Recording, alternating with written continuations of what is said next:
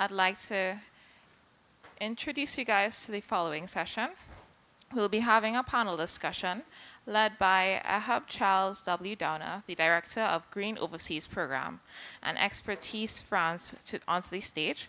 They will be having a panel discussion on empowering subnational island jurisdictions, climate finance strategies for a sustainable future. Let's welcome to the stage Ahab. Good morning. Is this mic on? I think so. Thank you and good morning to everybody. That was indeed a very inspiring beginning to the morning. It's, I think, Honorable Secretary's words about hope as being the real driver of change is certainly the word of the moment. This morning's debate, we have a very interesting panel. I'm going to invite them to the stage. We have Querencia Rouse, Director of Environment, Government of Anguilla. Querencia, good morning. We also have Angela Burnett-Penn, Environmental Officer, Ministry of Environment, Natural Resources and Climate Change from the British Virgin Islands. Good morning. We have Andrew Halliday. Andrew is a Director of Policy and Planning for Environment, Energy and Climate Action of Prince Edward Island in Canada. And Mr. Albert Martis, there's Albert, Director of Meteorological Department of Curaçao. Good morning, Martin. We haven't had a chance to meet. Good morning, Martin. Excellent. Well, I think I'm gonna stand. I had an opportunity to exchange with these panelists in advance of the event, and we discussed a number of the issues that they're all facing.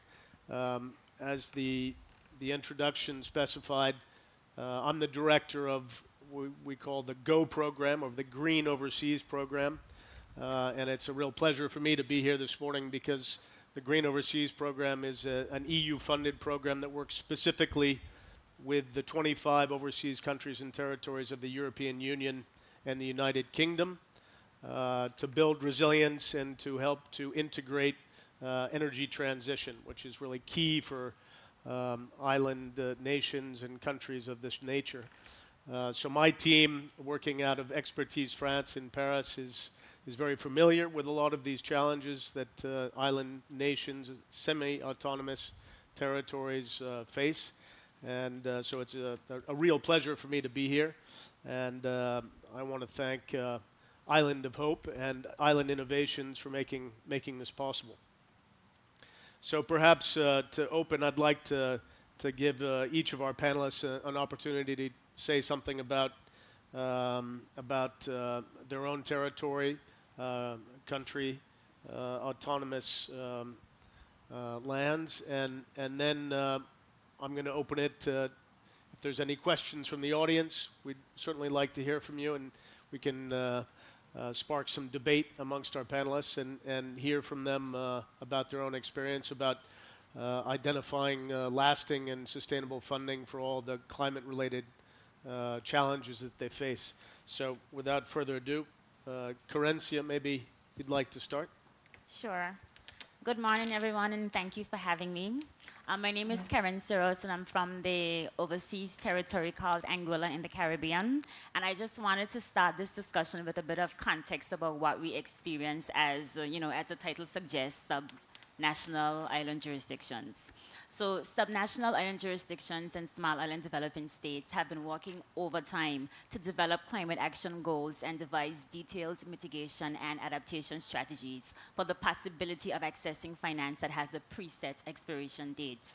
We've been engaged in serial grant writing for ad hoc funding with the intention of creating knowledge continuity and data continuity and the hope of squeezing long-term benefits from short-term interventions. We have increased our debt burdens to respond to negative climate change impacts to which we are geographically predisposed. And we have realized that if we are to truly build resilience, we cannot continue with this approach any longer. Funding for climate action in our region must go beyond the actual interventions and also be directed to cross-cutting themes like baseline data. Despite global consensus that our territories are disproportionately exposed to extreme weather events and climate change, there exists a persistent data deficiency relating to critical baselines associated with the types of risks we face, the degree of exposure, the costs of these risks, and therefore the cost to alleviate them, and the capacity of our territories to absorb climate action benefits and transfer them to the most vulnerable in society. Data that is contextual, accurate, and relevant must be informed by current research and best practices, enabling us to better clarify our climate action goals, and therefore differentiate appropriately between mitigation actions, adaptation actions, and loss and damage. This then enables us to determine what needs to be done, how much it will cost, and how we're going to pay for it. Without this critical baseline data, sustainable climate financing cannot be effectively channeled into meaningful projects, and therefore our pathway to sustainable development will be blocked. The second cross-cutting theme that we need to focus on is regional collaboration. Yes, our territories have rich biodiversity and natural resources, but when it's considered globally, our resource base is small. Therefore, we need a joined-up approach to resilience where we help to raise capital by de-risking projects and programs and demonstrating additionality of potential interventions. While this does not preclude international financing institutions from removing barriers to access and therefore delivering more tangible resources to us, it does enable us to pool our resources and leverage technical expertise and innovative technology in our region to overcome barriers associated with the transparency, reporting, monitoring, and evaluation, and weak regulatory frameworks. These barriers usually undermine our capacity to attract private finance. So this approach will enable us to overcome these barriers, but also give us the opportunity to scale up core design projects that are heavily informed by local knowledge and scientific data, making them more trustworthy and ultimately more fit for purpose. So I'll stop there. Thank you. Excellent. Thank you very much, Carencia. Now we're going to hear something from Angela from the British Virgin Islands. Over to you, Hi, Angela. good morning, everyone. It's really a pleasure to be here. I think I want to start by thanking the organizers of this event for creating this space. I've been in the climate change field now for 15 or more years, and I think this year is the first time we're seeing this level of conversation around subnational authorities and our ability or inability, really, to access international climate finance. And this has been a long-awaited and important conversations. I just want to thank the organizers for creating this space. Like Anguilla, the British Virgin Islands, or really the Virgin Islands, is a British overseas territory located in the Caribbean. We're slightly different in the sense that we're an archipelago. So we have about 60 islands, very small islands. Our total area, land area, is only 59 square miles. Our population is about 40,000, just to give you some context of our island. Our main industry is tourism, which is responsible for about 60% of employment in the islands, and we also have a financial services sector. Our islands are extremely vulnerable to and impacted by climate change. I want to spend just a few minutes in this introduction explaining what some of those impacts are for context before I discuss the matters of access to finance. We have all of the slow impact effects being experienced. This summer, as it has been globally, was the warmest summer in the Virgin Islands. We normally have bearable summers with, nice sea breezes, so it's hot, but it's still comfortable. This summer was the first time that it was unbearably hot. You heard the conversation at the level of ordinary people about how hot it was. And this has impacts for us just in our day-to-day lives. We also see more frequent mass bleaching events to the point where our reefs are in serious decline, and I'm sure the same is the case in Anguilla. And our reefs are critical. They protect our shorelines, reducing up to 90% of wave energy in hurricane and other storm events. They are critical to support our fisheries sector, And fish is an important food source in our islands. Up until the 1960s, the Virgin Islands was actually a subsistence economy, dependent on fisheries and agriculture. So fish is an important food source. And of course, coral reefs are important to our tourism sector. So we have the decline of our reefs. We're seeing increased rates of coastal erosion as a result of sea level rise. And then, of course, you have the extreme weather events. You have more frequent and extreme drought. And the Virgin Islands is already historically a dry climate. So this poses a challenge to us in terms of water availability. On the other extreme, since about 2003, we have had several what would be 100-year flood events occur. And each of these events can cost us 20 million or more US dollars.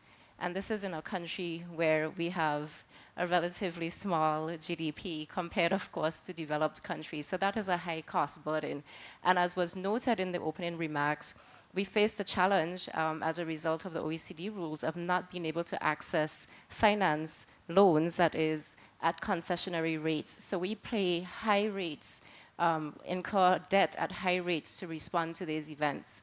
Many of you, I'm sure, would be familiar with Category 5 Hurricane Irma. 2017, at the time, it was an unprecedented event. It was the strongest hurricane in the history of the Atlantic hurricane season to ever make landfall. That hurricane directly hit the Virgin Islands and several other countries in the Caribbean, including Anguilla, and it absolutely devastated us. We were without electricity, for example, for 6 months after that hurricane event. That hurricane wiped out in a day the equivalent of 200% of our GDP.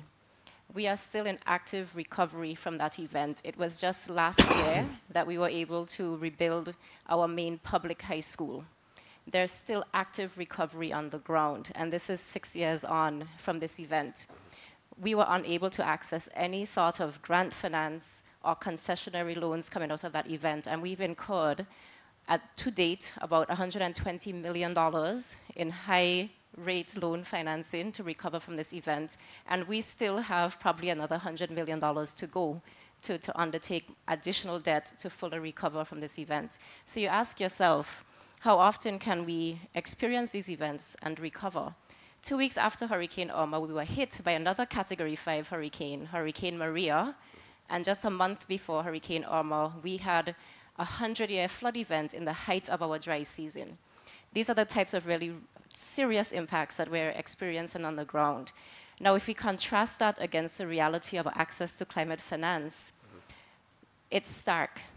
The Virgin Islands, Anguilla, the other British overseas territories, and all overseas territories in the Caribbean and other regions face a serious challenge that in the eyes of the convention, it's as if we do not exist because we're not independent countries.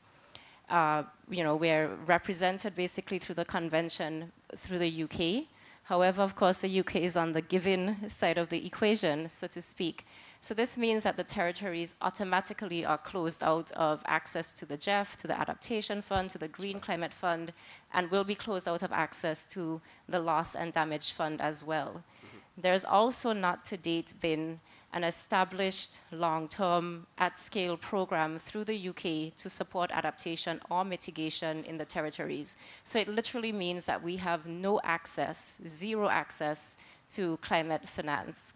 And this is an unacceptable situation. We are just as vulnerable and small island as any other independent island, and we have a high level of internal self-governance. We do not receive any direct finance support from the UK. We've been in that position for decades now. We're entirely self-reliant in terms of our public finance, and constitutionally, we're responsible for our own socioeconomic development, having our own legislature, etc., and ministerial form of government. So it is really a gray space, and I think it's more than time that we have the conversation. As Carinthia said, we have done a lot of work on our own to put ourselves in a position of readiness. In the Virgin Islands, we have a comprehensive climate change policy. We have a climate change committee. We've undertaken vulnerability assessments. And I think importantly in our case, we have developed the Virgin Islands Climate Change Trust Fund, a legally established independent entity to allow us to access what climate finance there is in a transparent manner, meeting the international standard. And if there's still time, now or a little later, I would like to show a very short, just 1-minute video that introduces you to that fund so you can learn more about it through the website. Thank you. Excellent. Thank you very much, Angela. An archipelago of 60 Looks like islands and keys in the Caribbean is home to close to 40,000 people, a unique cultural melting pot.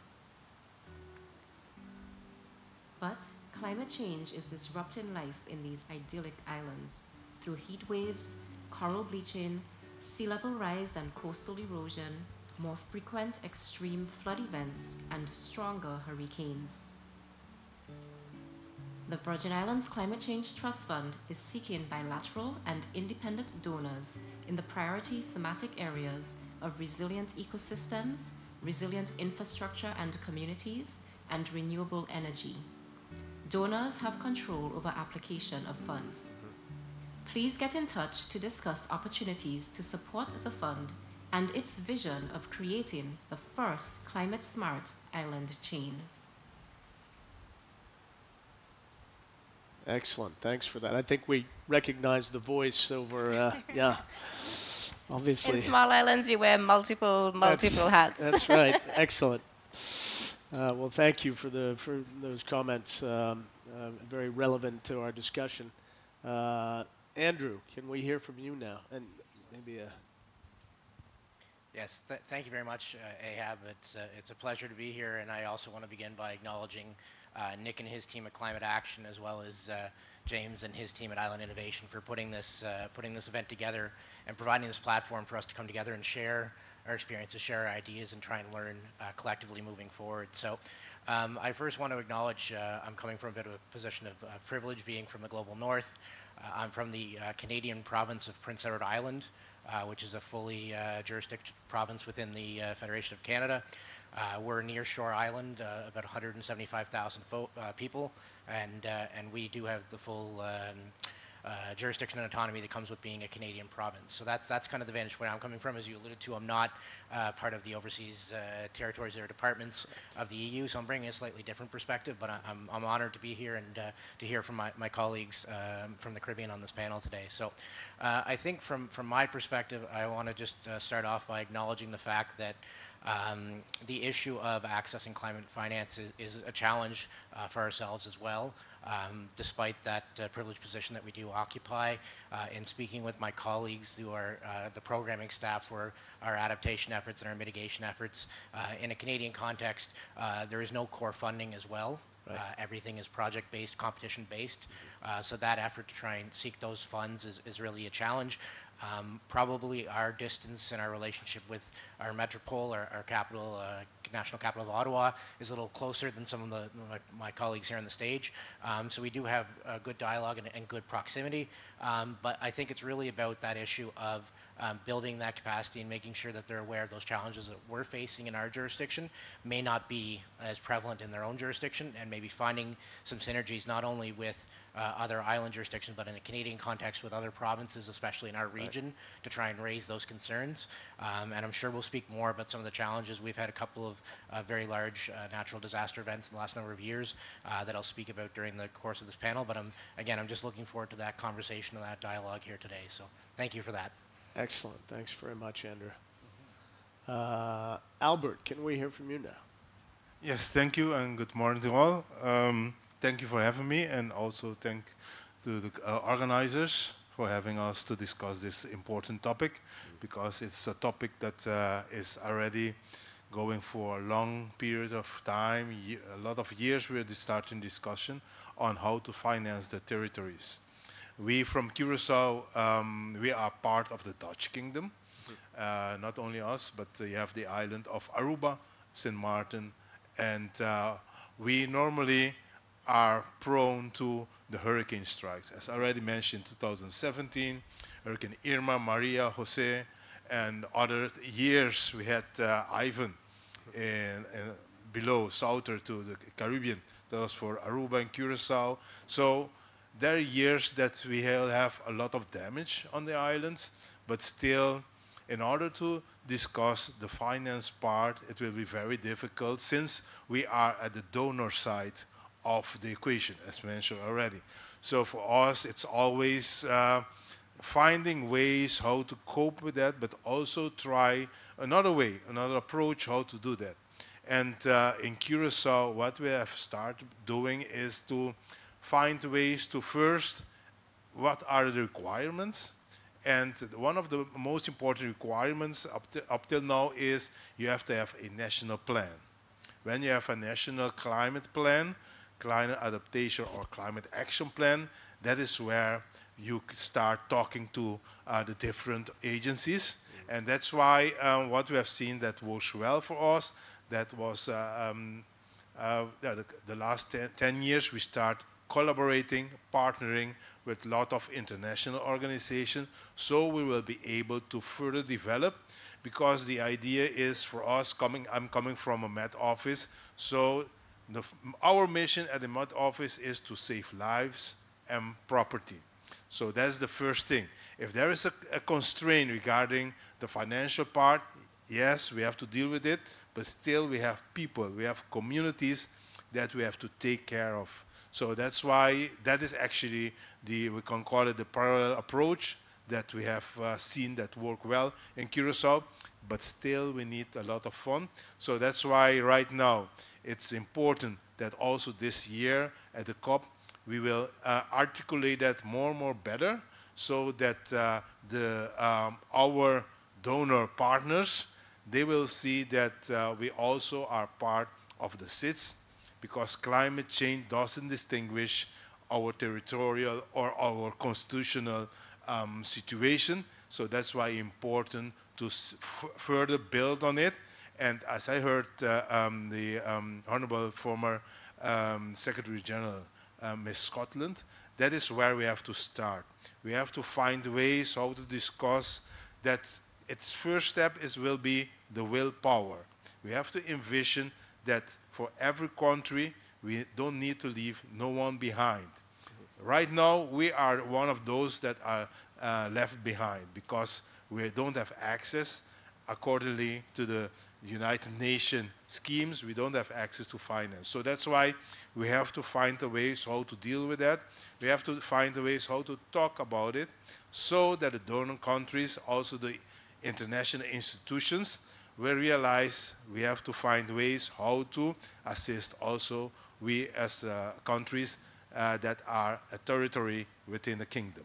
So with that, I would like to thank you. Once again, thank you for the organizing for having us here. Thank you. Excellent. Thank you so much. Perhaps at this point, I'd like to know if anyone in our public today has a question that anyone would like to put to our panelists. If you do, raise your hand and we can give you a microphone.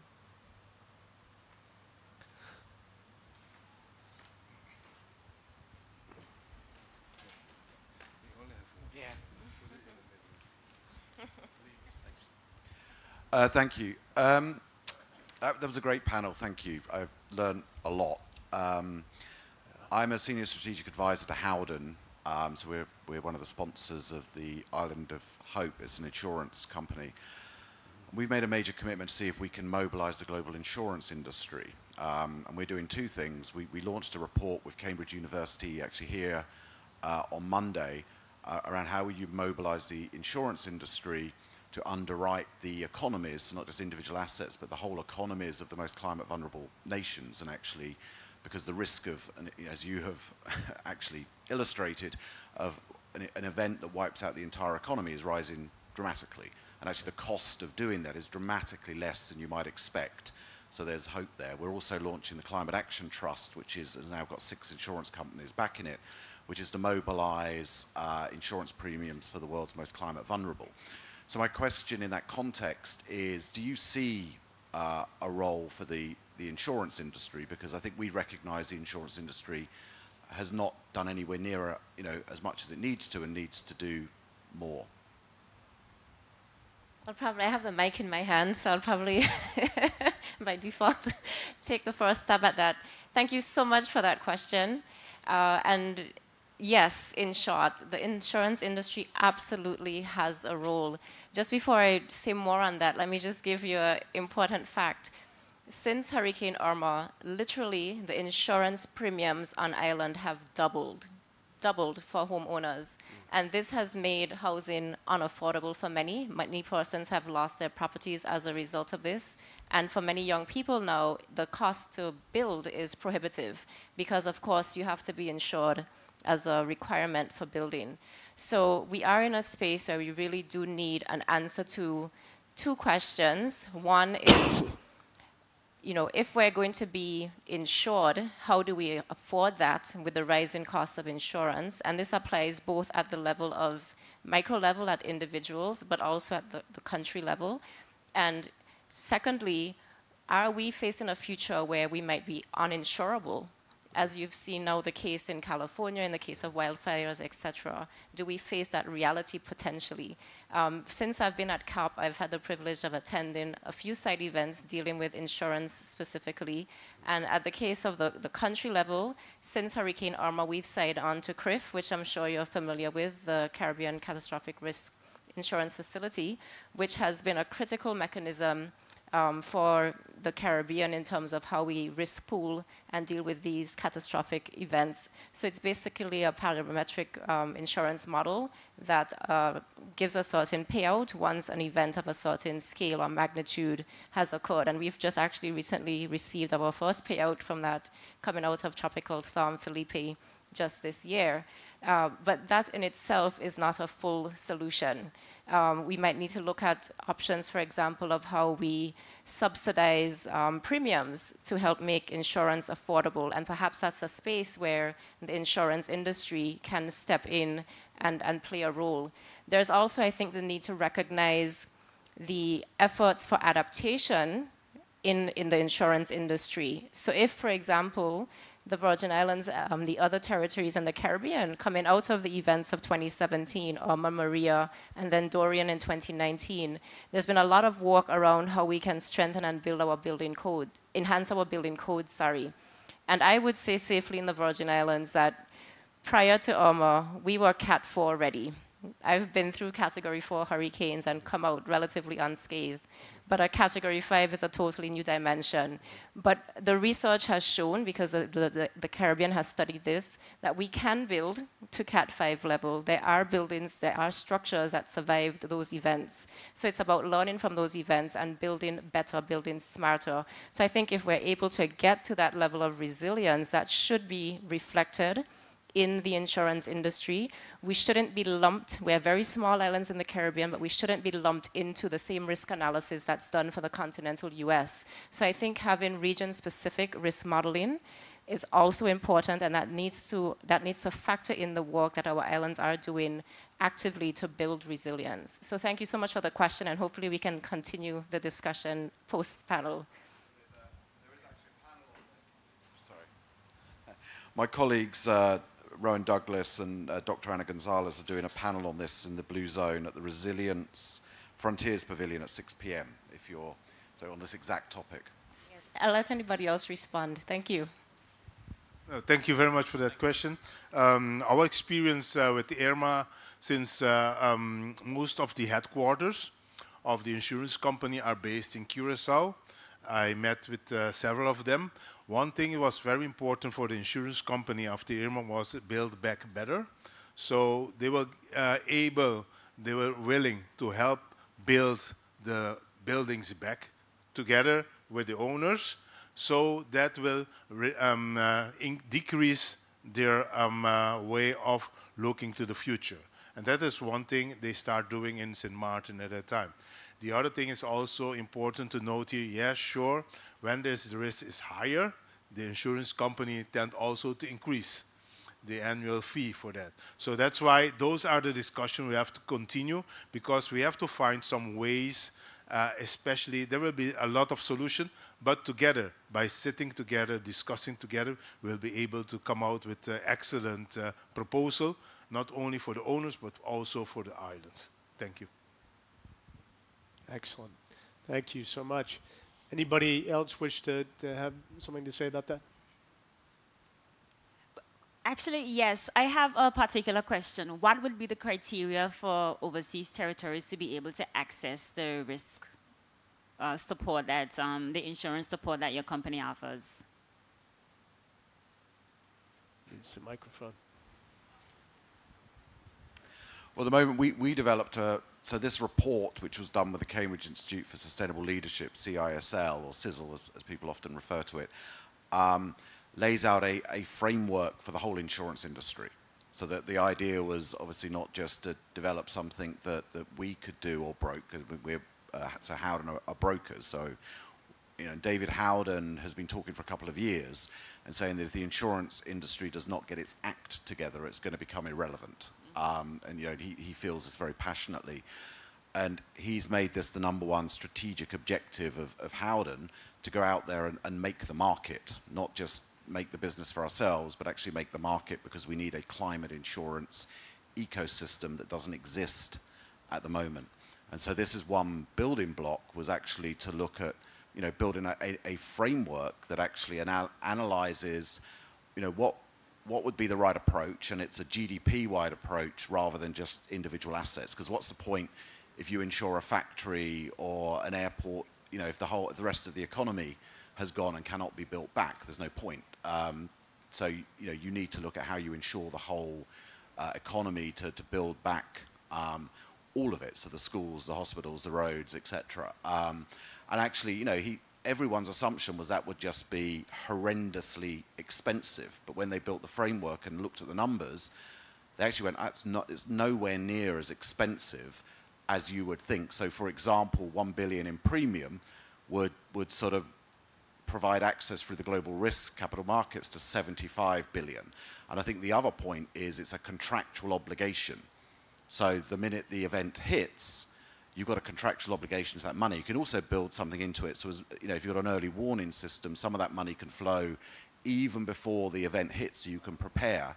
And so I think that's quite critical. And the other thing the report starts to examine is what's the immediate benefit if you've got that on credit rating, on cost of borrowing, on confidence in the country, because investors know that there is this, you know, there is this safety net underneath the entire economy. So I think that's the idea. There's still a lot of more, you know, what we now need to do is engage with the finance, you know, sector, the donor countries, and the rest of the insurance industry to make the case for this, and that this would be a critically important way, you know, to approach the issue.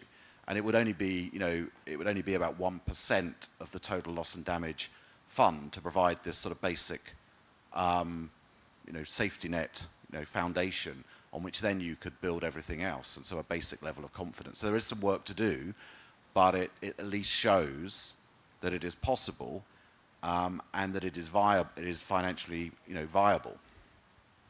Excellent.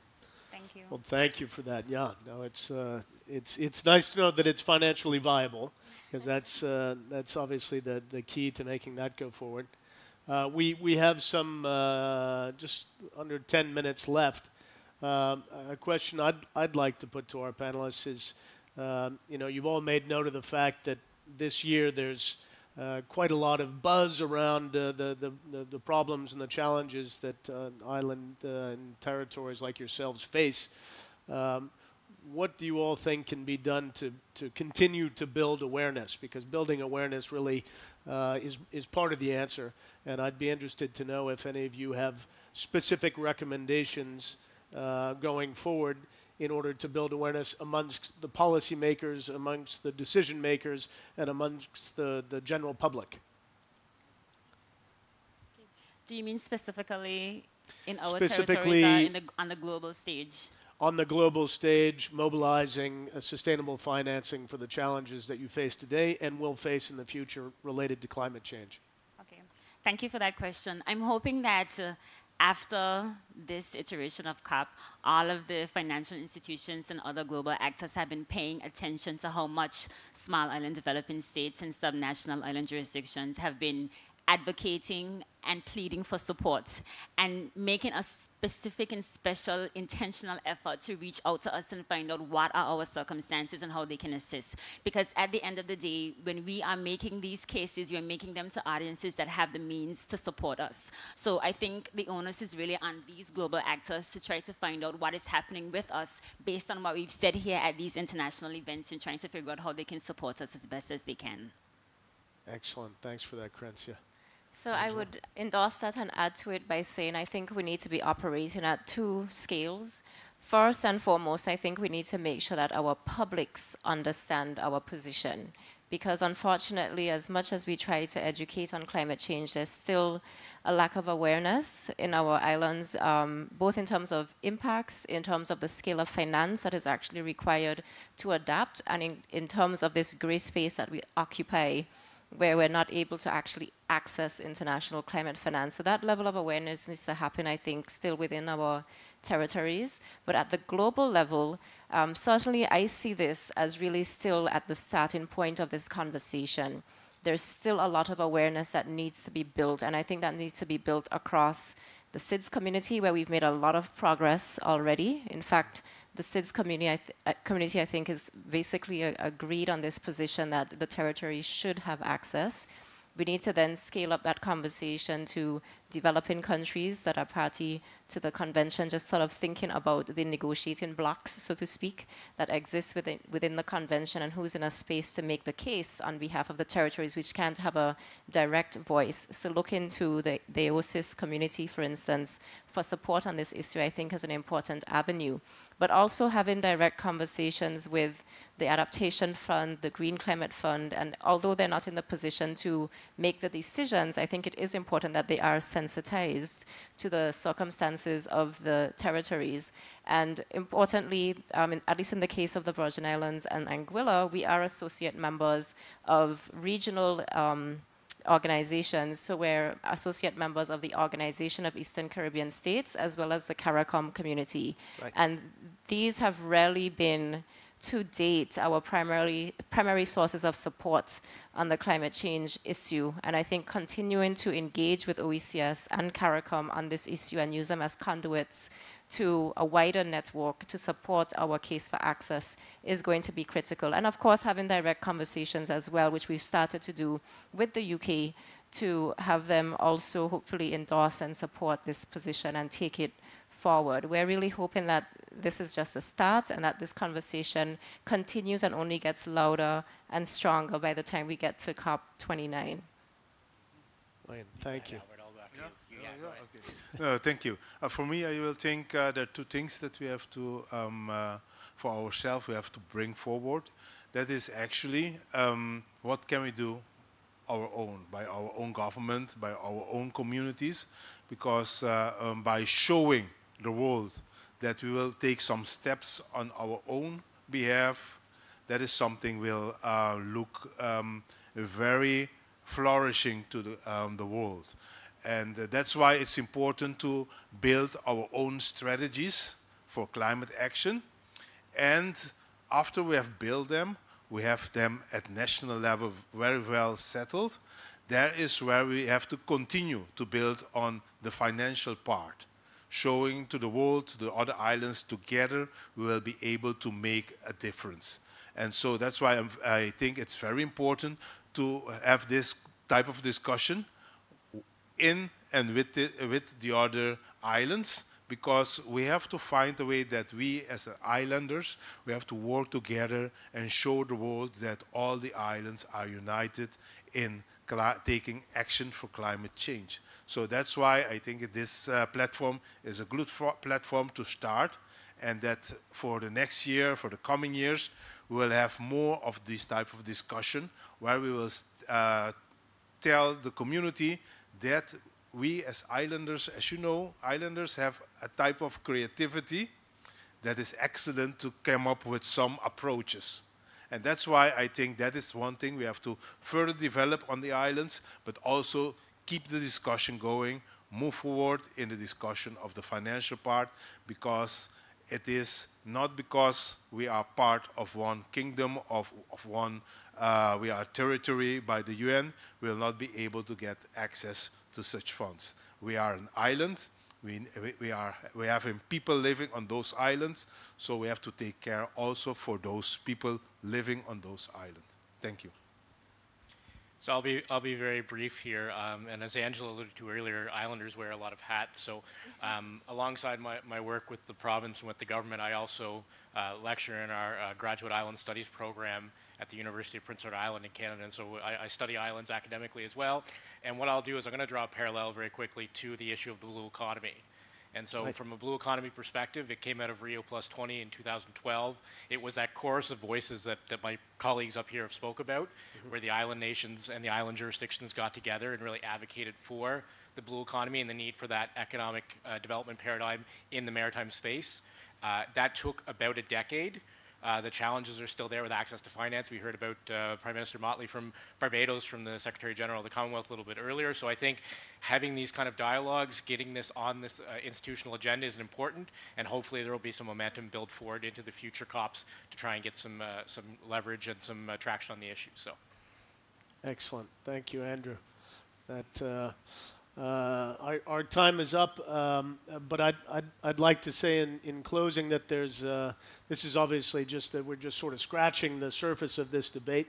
In collaboration with the overseas territories of the United Kingdom and of the EU and OACPS, the Green Overseas program that I represent is organizing a side event on Sunday night, the 10th of December, here at CUP at 6:30 p.m.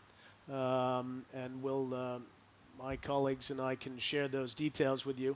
But you can look on the program for it, and we'll be discussing with a science panel, a ministers panel, and a donors panel, ways to mobilize funding for territories and islands like yourselves. So we invite all of you to join us at that event and at the cocktail afterwards.